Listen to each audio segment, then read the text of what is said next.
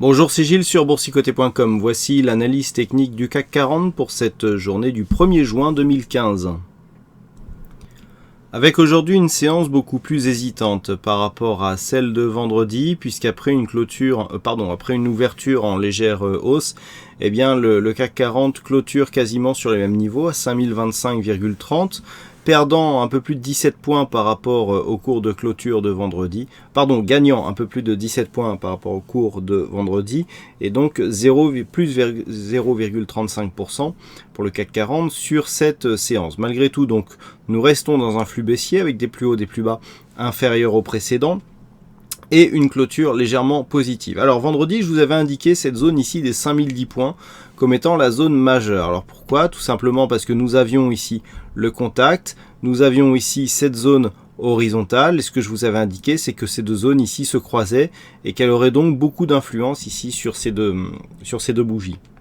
C'est ce que nous avons pu voir. Malgré tout, le CAC 40 a attaqué cette zone. Alors on préserve celle-ci en clôture, mais il y a tout de même une fragilisation de celle-ci, et donc une rupture est désormais possible et pourrait se traduire par une accélération en direction des 4950 points. Tant que les cours restent au-dessus ici de cette zone. Donc nous avons toujours cette zone 5010 points, 5025, 24, 25 points pour demain. On peut préserver ici la dynamique. Là, effectivement, nous avons une rupture, une attaque de cette zone, mais il n'y a pas rupture dans le sens où on revient en clôture, donc se situer au-dessus de cette zone. Donc pour l'instant, on reste ici au-dessus de cette zone, on préserve ici la dynamique haussière telle qu'elle était inscrite jusqu'à l'inscription de cette bougie, et tant qu'on ne casse pas cette zone d'une manière significative et surtout en clôture, eh bien on s'offre la possibilité ici de revenir sur un biais haussier qui se traduirait par un retour ici sur la zone des 5212 points. Bon, sous quelques jours bien sûr, je ne vous dis pas que cela va intervenir en une seule séance. Donc là, ce que nous avons de plus, c'est une formation en harami, c'est-à-dire une forte bougie sur la séance précédente et une bougie très hésitante sur la séance du jour. Donc là, c'est un signal de retournement. Malgré tout, le harami n'est pas une figure de retournement très puissante. Donc pour la valider, il faudra attendre le déclenchement ici qui se fera sur une rupture haussière de la zone des 5060 points, 5061, puisque c'est le plus haut de la séance du jour. Avec cette rupture haussière des 5060 points, on aura effectivement dans un premier temps la rupture de la loi de Dow, selon laquelle les plus hauts et les plus bas sont toujours de plus en plus bas, ce qui nous donne donc une tendance baissière d'un point de vue très court terme.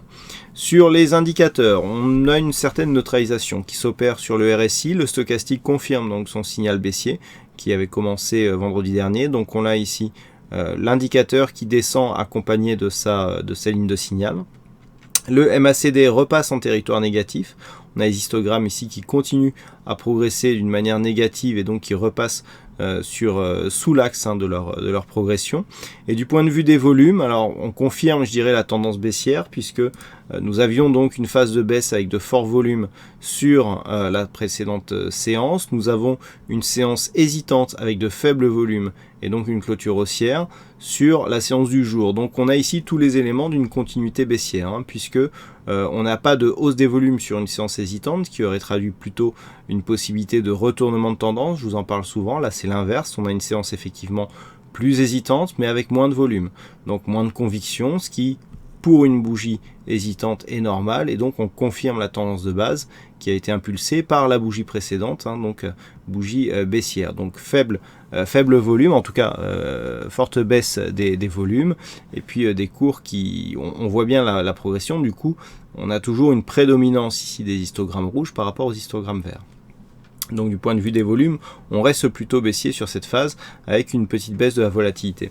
Donc là, nous avons des tracés horizontaux et obliques qui nous donnent plutôt un test ici d'une zone de point bas, mais du point de vue des indicateurs, une poursuite du mouvement baissier, puisque stochastique ici c'est un début de mouvement baissier, le MACD ici c'est un mouvement baissier qui est en pleine dynamique, les volumes nous donnent plutôt un objectif baissier, et la volatilité, bon, c'est un peu, c'est pas très net, mais on est quand même sur une phase où la volatilité est plutôt en hausse. Et si on regarde même à l'intérieur de la séance, on a quelques épisodes fortement volatiles et puis qui alternent avec des phases de calme. Donc là, Pour demain, donc sous l'influence de tous ces indicateurs, et par rapport au harami que je vous indiquais en début de séance, le point de validation ici de ce harami sera un dépassement haussier des 5061 points.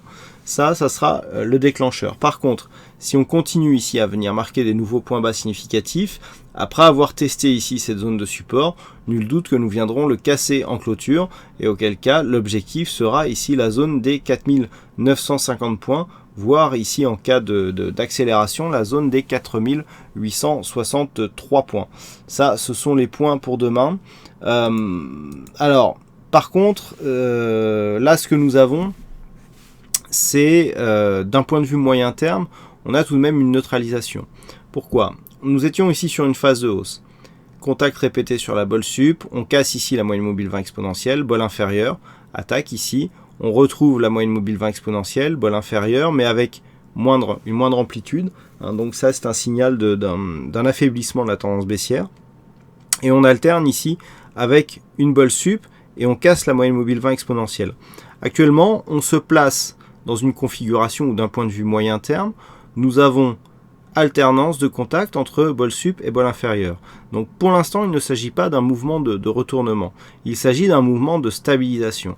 Si on prend les retracements de Fibonacci de l'intégralité de la tendance, nous avons une confirmation de ce que je vous disais à l'instant, hein, puisque selon les retracements de Fibonacci, nous n'avons pas encore atteint le retracement des 38,2%. Certes, il y a ici rupture du 23,6, on est d'ailleurs sur cette zone, mais il n'y a pas contact avec le 38,2. Donc, pour l'instant, on est vraiment petite phase de consolidation. On se replace ici au niveau du 23,6 et on peut continuer à évoluer d'une manière horizontale. Pour l'instant, le signal n'est pas sur un retournement. On est vraiment ici sur une phase de stabilisation. Et d'ailleurs, je vous parlais à l'instant de ce 23,6. Il est fort intéressant de constater que ce 23,6, justement, il coïncide quasiment trait pour trait à cette zone des 5010 points, puisqu'on est à 109, quelque chose sur le Fibo. Donc le fait que cette zone ici soit renforcée par un retracement de Fibonacci est assez intéressant. Donc c'est vraiment cette zone qu'il faut surveiller, hein, zone 5009, 5010, elle est vraiment très importante pour la phase actuelle. Donc tant que nous sommes ici dans cette zone au-dessus, dans cette zone ici, on va dire entre 5010 et 5284, on est sur une phase de neutralisation. Et d'un point de vue court terme, la phase de neutralisation, elle se situe entre 5010 et 5099 points. C'était un petit peu ce que je vous présentais dans mon sentiment du jour.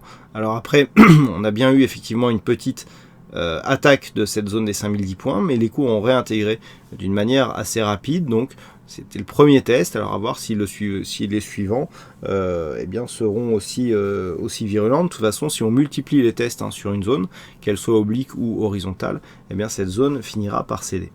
Voilà donc ce que l'on peut dire sur cette analyse technique du CAC 40. Donc pour synthétiser, hein, tant que l'on reste ici au-dessus des 5010 points, personnellement je vise plutôt un retour d'un mouvement haussier court terme qui serait donc validé. Il faudra valider donc une rupture ici de cette zone de points hauts, hein, qui se situe à 5194 points, avec donc un objectif ici sur la zone des 5212. Tant que l'on reste ici entre 5010 5099 neutralisation, on viendrait appliquer un petit biais baissier ici sur sous 5010, hein, il y aurait des risques d'accélération. Prochain objectif ici à 4951 points, puis en cas de rupture ici à zone des 4863 points.